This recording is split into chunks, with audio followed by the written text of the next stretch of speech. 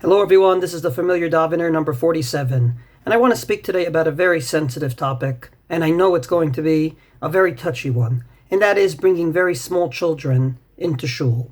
I am not talking about children that are at the age of chinuch, namely they're at the age where you can educate them about Shul and about davening. Usually at that age they're quiet and it's a non-issue. It's an issue for parents to decide when it's the appropriate time. I'm talking about very small children, 2, 3, who usually come to Shul and act like children do. They make noise, they cry when they don't get what they want, and ultimately, is this the right thing to do? So I'd like to preface and say we have many sources that say you should bring your small children to Shul. After all, we want to educate our small children for various things, amongst them to mitzvot. For example, in Masechet Sofrim it talks about what they used to do on fast days, and then it says, and I quote, they wouldn't leave their small children behind, but rather they would bring them to Shul in order to educate them to mitzvot. The Or Zarua, one of the Rishonim from the Ashkenazic period, way back when, in the medieval times, talks about the fact that on Shabbos, after they laned, the guy who got Hagba would hold the Torah, sit on a bench, and, I quote, V'chol hatinokot holchim umenashkim l'sefer Torah. All the small children would go and kiss the Sefer Torah. Uminhag yafeh zeh lechanech et hatinoket lemitzvot ulezarzam. And it's a very good minhag to ultimately allow children to be educated to love the Sefer Torah, to love Shul. And indeed, the Ramah paskins this in Shulchan Aruch. However, and this is the big however, this is not at all costs. You can't just quote these sources out of context. The Mishnah Berurah brings a limitation, which is common sense, but because on this particular issue it's so touchy, I'd like to quote it from the sources itself.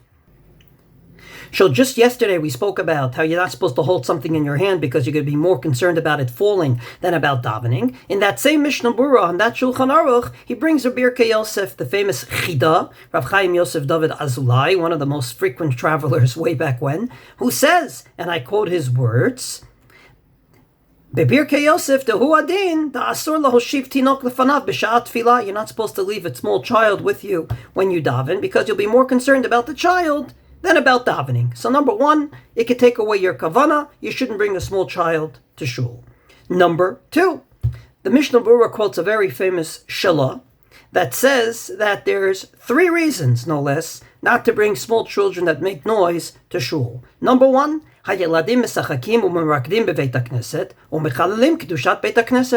ultimately they act like children should act. They will play around, they run around, and ultimately they, unfortunately, without knowing it, are denigrating the sanctity of the synagogue by acting that way. They're acting as children, and they should, but it shouldn't be done in the shul. And who's responsible? The parents that brought them. Number two, just like you can't hold something in your hand that you're so worried it's going to fall, so too, the person that's davening is constantly being bothered by people that are crying. And number three, and unfortunately, if this is what they do when they're young, maybe they'll do this when they're older. Whether that concern will happen or not, I'm not sure. But the bottom line is, when they're older, they should be brought to shul. But when they're younger, they should not. And from this perspective, just to give an illustration, the Shulchan Aruch says that you should bring your small children to Megillah reading on Purim in order for them to see the Megillah reading, Persumei Nisa, to go ahead and to publicize the miracle. But the Mishnah Berurah says explicitly, Ubilvad shelo yaviu ktanim biyoter shemebalbelim dat hashomim, but not the small children that mix everyone up. So just a few days ago, I was davening mincha, and there's a gentleman there with a small child, and the whole entire davening, the child was kvetching and crying and doing all these things that did all the above. It mixed us all up. It absolutely denigrated the shul because he was running around. Not to mention the fact that I'm worried maybe in the future he'll do this too, but maybe not. I approached that father, and he told me, but I have a chiyuv, I have to be here. He's saying Kaddish over a father. Allow me to end with the following story. When Rav Hershel Schachter was saying Kaddish for his father, he did not join a minyan on the plane. First of all, because he believes that joining a minyan and making a minyan on a plane is absolutely uncalled for. It usually does more damage than good. It bothers people that are trying to sleep. It gives a bad name to Judaism. And indeed, he added, it's a bigger kavod for my father that day that I did not say Kaddish than going ahead and saying Kaddish and causing all this damage.